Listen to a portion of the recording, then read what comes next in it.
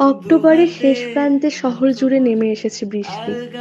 তুমি আছো সেই ভেজা মাটির সোদা গন্ধের মতো। চায়ের কাপে এলাচের সুবাস যেমন লেগে থাকে, ঠিক তেমনই আমার চারপাশে তোমার উপস্থিতি মিশে আছে।